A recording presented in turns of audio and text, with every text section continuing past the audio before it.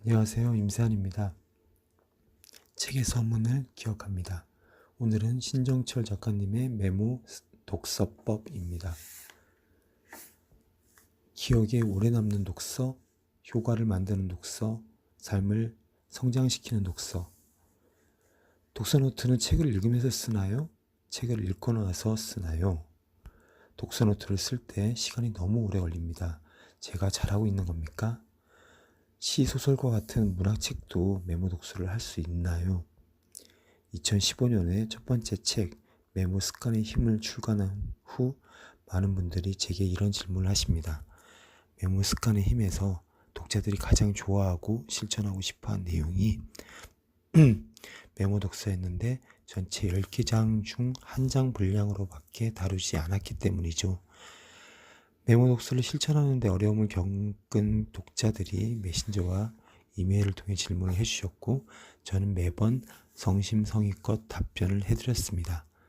반복적으로 받은 질문은 답변을 정리해서 제 블로그 마인드 와칭에 올리기도 했습니다.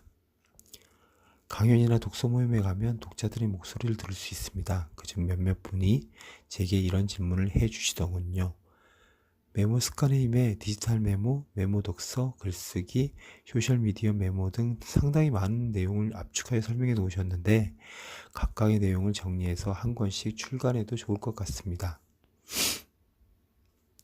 눈으로 하던 독서에서 쓰는 독서로 메모 독서는 효과를 만드는 독서법입니다. 기억에 남지 않은 독서, 삶에 아무런 영향을 주지 않는 독서에 실망한 독자들을 돕기 위한 독서법이죠. 저는 독서를 통해 더 나은 사람이 되고 싶었습니다. 재미를 위해 책을 읽는 것도 좋지만 책에서 지식을 얻고 성장하고 싶은 마음이 있었죠.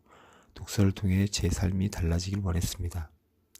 저는 아무리 바빠도 시간을 내어 책을 읽었습니다. 읽는 그 순간에는 지식이 늘어나는 것 같은 기분이 들었죠. 그런데 며칠만 지나도 책 내용이 잘 기억나지 않았습니다.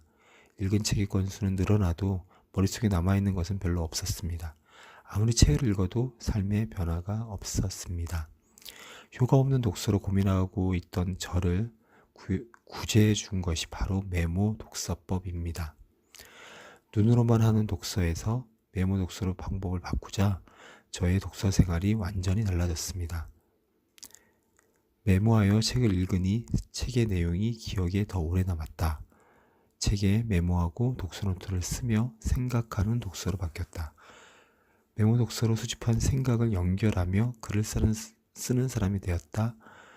책에서 배운 것을 글로 쓰며 실천하는 경우가 늘었다. 책을 읽고 실천하면서 삶에 조금씩 변화가 생겼다.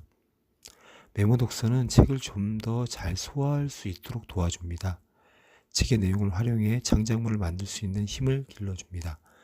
글이라고는 거의 써본 적 없던 제가 블로그에 글을 올려 300만 명의 방문자를 기록하고 책까지 출간할 수 있었던 것은 바로 모두 메모 독서 때문입니다. 7년간의 메모 독서 결과를 담다.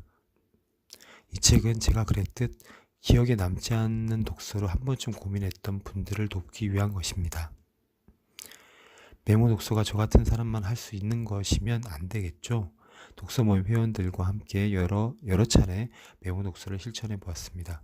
개인의 노력에 따라 정도의 차이가 있었지만 참여하신 분들 모두 메모 독서를 통해 읽기의 새로운 세계를 경험하고 독서 실력을 한 단계 업그레이드 할 수 있었습니다.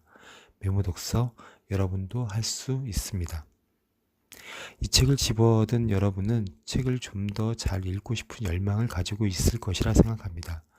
메모 독서를 하는 데에는 분명 시간과 노력이 필요합니다. 한순간이 아닌 오래 지속될 성과를 얻는 독서를 하기 위해서는 반드시 시간을 투자해야 합니다. 메모 독서에 투자하는 시간은 여러분의 독서 생활을 더욱 가치 있게 만들어 줄 것입니다. 메모 독서는 책의 효과를 경험할 수 있는 가장 확실한 방법이니까요. 머릿속에 남는 것이 없어도 책 읽는 것에 의의를 두고 계속해서 같은 방법으로 독서를 할 것인가? 한 권을 읽어도 기억에 오래 남고 삶을 변화시키는 독서를 할 것인가? 기억에 오래 남는 독서, 효과를 만드는 독서, 삶을 성장시키는 독서, 독서의 신대륙으로 가는 여행을 떠나봅시다. 메모 독서법이 돕겠습니다.